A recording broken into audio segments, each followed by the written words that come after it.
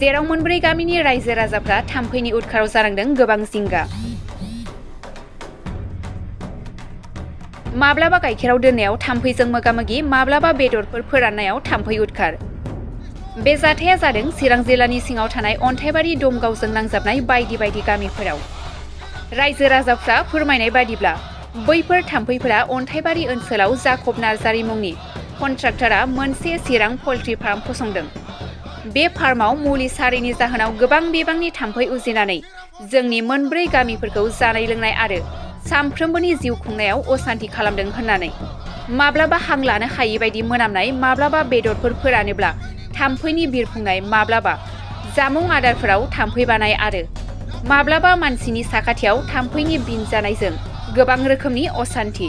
बिनिखायनो बैफोर जेंनाखौ सुस्रांनानै होनांगौनि नोजोरजों रायजो राजाफोरा गोबां खेबफोर रायज्लायहरदोंमोन जाकब नार्जारीजों। नाथाय जेबो मोजां फिननाय फैयाखै जाकब नार्जारीनिफ्राय। बे जाथायनि थाखायनो रायजो राजाफ्रा चिरां पल्ट्रि फार्मखौ बन्द खालामनांगौ आरो बोखारनांगौ होननानै गोख्रोङै सोमावसारनायजों लोगोसे चिरां पल्ट्रि गो बेक आरो बायदि स्लगानफोर होनानै हुमखि होयो। बे सोमावसारनाय हाबाफारिजों लोब्बा लाखिनानै गामिनि थागिबि रायजो राजाफ्रा गोख्रोङै अजद होनायनि बाथ्राफोरखौ नोंथांमोना फारियै खोनासंलां। बे मुगायाव गिबियावनो नोंथांमोन प्रिन्ट मिडियानि साफ्रोमबोनिसिम जोंनि गामि दरब्रैनि जानानै गिबियावनो अननाय सिबिनायखौ जासिग्रोबाय आरो नोंथांमोननि हेफाजाबजोंनो जोंनि जिथुनाखि जों सैनांनानै थानाय बेफोर गासैखौबो जों फोरमायनो हागोन आसा खालामदों।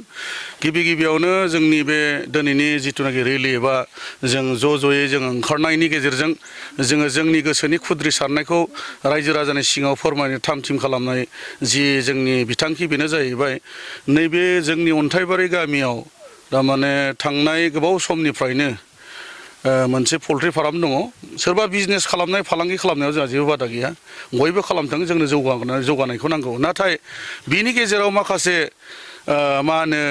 मावनांगौ खामानिफोर थायो। बेफोरनो जाहैबाय जेरैहाय जोङो दा भुगिनानै दङ दाउखिनि बेलायाव ओरैबायदि मोनामो, ओंखाम जानाय दै लोंनाय माने उन्दुनाय नोङो हांखौनो लानो हाया बायदि।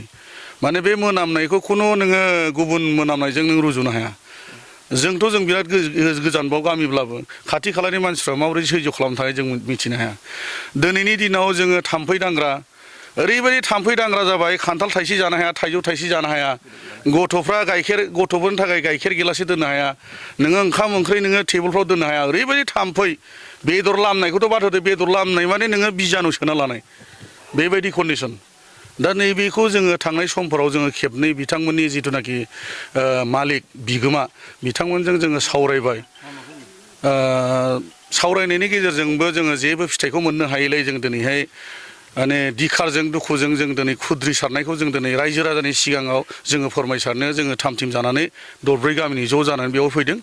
आरो लोगोसे जोङो दिनै जोबथा खावलायबावनो बेखौनो सानदों, बे मोनामनायनिफ्राय आरो बे थाम्फैफोरनिफ्राय जोङो बयबो मोजाङै खामिनानै थानो लुबैयो, रायजो जानो लुबैयो। जेन' जोंबो मानसि हिसाबै जोङो मोजां थांनानै थानायखौ लुबैयो। बिजनेस खालाम, नोंथाङा नोंथांनि लाबनि थाखाय नोंथाङा बिजनेस खालाम, नाथाय जोंखौबो गोजोनै थांना थानो हो। जोंनिफ्राय खावलायनाया बेनो। आरो जुदि बे जोंनि खावलायनायखौ खोनासङाब्ला जोङो इमिडियेट जोङो डिसिनिसिम जोङो मेम'रेन्डाम हैनाय जासिगोन आरो बेखौ थांखि लानानै जोङो दिनै बयजों लोगोसे बेवहाय मुस्लिम दङ, सान्थालि दङ, बर' दङ, जोङो दरब्रै गामिनि ज' खौसेथि जानानै दिनैनि बे रेलिखौ लानाय जादों। एक्सुवेलि सिङाव मा घटना जामारदों, एक्सुवेलि मा एफेक्ट जादों नोंथांमोननि बे गामियाव संसार जानाय? एफेक्टआ संसार जानायनि बेलायाव एक नाम्बार एफेक्टआ जाहैबाय जोंनाव मोनामनाय, दाउखिनि मोनामनाय। दिनै नोंथांमोननो जों माखासे फुटेजफोर हरगोन, बे फुटेजखौ जों नोंथांमोननो होगोन, नोंथांमोनाबो नायनो हागोन। 1.5 बोसोरसो जाबाय दाउखि गारिया। आरो सेकेन्ड हिसाबै जोङो जोंनि रायजो जानायाव डिस्टार्ब जानाय जाबाय थाम्फै। जोङो बेदर एसे लाबोनानै गोदानानै जोङो फोराननानै जानो हाला, गाइखेर जों अबेबा गिलासफ्राव लांदां दोननो हाया, बिदिनो खान्थाल गोमोन बुफुनानै जों जानो हाया, थाइजौ गोमोन जों फिथाइ बेबायदि मोदोमनाय बुस्थुबो जों जानो हाया, बेबायदि कन्डिसन। मालिक हिसाबै मालिकआ नैबे कम्पानियाव बा पल्ट्रि फार्माव मुलिफोर होनायफ्रा एसे खमफोर जादों। जों खावलायदोंमोन, खावलायनाय बेलायै बिथाङा थांनाय समाव खेबसे होदोंमोन, एसे खम जादोंमोन। नाथाय बिनि उनावथ' जा नुबाय जोङो बिथाङा जेबो माबाखौनो इनिसियेटिभखौनो लायाखै। आरो जोङो ब्राय बुंनो थाङोब्लाबो जोंनि समाजारि बिथिङाव जोङो गावजों गावसो माने नोजोर बोलायनानै नों आं होनलायनाय बेबायदिनो आसि थुलायनाय जायो माखासे बेफोरबायदि जेंनाफोर जायोब्ला साखाथियाव बेराम आजारफ्राबो थाब जानो सम्भाबना थायो होननायखौ 100% माबायदि जायो दाने बेबायदि जायोब्ला नोङो बिसेसकय नोङो हार्टनि प्रब्लेम जागोन आरो बिसेसकय जोङो मा होनो गथ'फोरा डायरिया बायदिसिनायाव एखेबारे इमिडियेटलि माने माजा एफेक्ट जाजोबगोन आरो माबायदि सलुसन लुबैदों दा जों लुबैनाया बेनो इमिडियेट जोंनो बे मोनामनायनिफ्राय रैखाथिखौ होनांगौ आरो सेथि नैथिया जाबाय थाम्फै जिहेथु थाम्फै जादों बे थाम्फैफोरनिफ्राय जोंखौ गोजानाव थानो होनांगौ जुदि खालामाब्ला माबायदि खालामाबा जोङो पल्ट्रि फार्मखौनो जोङो बायख्रुबाव जों बन्द' खालामनांगौ जागोन आरो बेखिनि आरो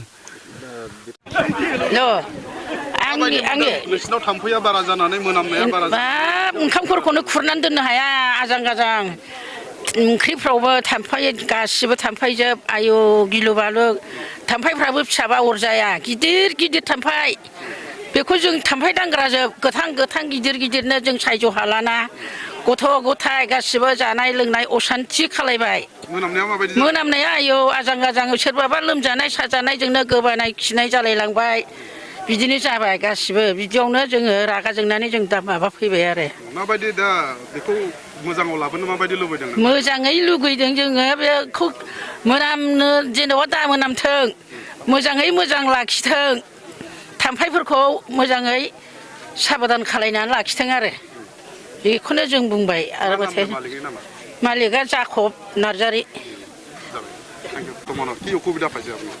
এতিয়াতো আমাৰ বহুত অসুবিধা হৈ আছে বহুত দুৰ্গন্ধ হৈ আছে দুৰ্গন্ধ বেছিভাগ মাছিহে বেছি উৎপাদ হৈ আছে মাছিৰ কাৰণে আমি একো খাব নোৱাৰোঁ শুব নোৱাৰোঁ আৰু বিশেষকৈ বাচ্চাবিলাকৰ যিবিলাক আমি ৰাখি দিওঁ টিফিন চিফিন এইগিলাক বহুত মাছি পৰি আছে এইগিলা খালে বাচ্চাগিলা পেটৰ বিষ হৈ আছে কৈ থাকে সদায় আগত এনেকুৱা নাছিল এতিয়া বৰ্তমান এনেকুৱা হৈ আছে এইটো আৰু আছে বহুত গন্ধ হয় মানে যেতিয়া মুৰ্গীৰ এইটো দানাটো বা কিবাটো হেৰি পেলাই দিয়ে তেতিয়া বহুত গন্ধ হয় তেতিয়া থাকিব নোৱাৰো ঘৰত জীয়াই থাকিবলৈতো কোন হয় মালিকটো জাকব নাৰ্জাৰী হয় ইয়াতে কয় বছৰৰ পৰা আছে এইটো কিবা আপোনাৰ পল্ট্ৰি ফাৰ্মটো কয় বছৰ মান হ'ল 2 বছৰ হ'ল নেকি 1.5 বছৰ হৈছে এনেকুৱা হৈ আছে মেডিচিন দিয়াটো কমতি হৈছে না বেছি হৈছে আপোনাৰ বাবে কমে হৈছে মানে যদি ভালকৈ মেডিচিন দিলে হয় তেনেহ'লে ইমান মাছি উৎপাদ নহয় মাছিৰ কাৰণেহে বেছি উৎপাদ হৈছে থ্যাংক ইউ नैबे पल्ट्रि फार्मनि सासे सुखिदार हिसाबै माबायदि नुदों नोंथाङा दा नुनायाथ' जों दासान्दि मोजाङै नुदोंमोन खिन्थु थाम्फैयाबो गैया जोंनियावहाय रायजो राजाफोरनि अजद होगासिनो दं बेखौथ' आंथ' मा बुंनो रोंबावनाय जोंनियावबो मेडिसिन सारनो थाम्फै थाया खिन्थु साइडनाव थाङो बेखौला मानिगोन आं नोंथाङाबो बबे माबानि सुखिदार साबिया नोंथाङा थायो होननानै साबिया आंनाव थाङो दा बे पल्ट्रि फार्मा आलादा जाहैबाय आन्ध्रानिसो नांलाय ओमफ्राय जोंनि ओरै रायसमिला आलादा मेनेजारफोरखौ रायजोफ्रा लोगो हमना रायज्लायनो लुबैदोंमोन मालिकखौ लोगो हमना रायज्लायनो लुबैदोंमोन मालिकआथ' मेनेजारबो गैया मालिकबो गैया बेखौ आं बुंनो रोङै नङा बिबा महाय दं बेखौ फन खालामनो हायाखै आं गावसोरबो खालामाखै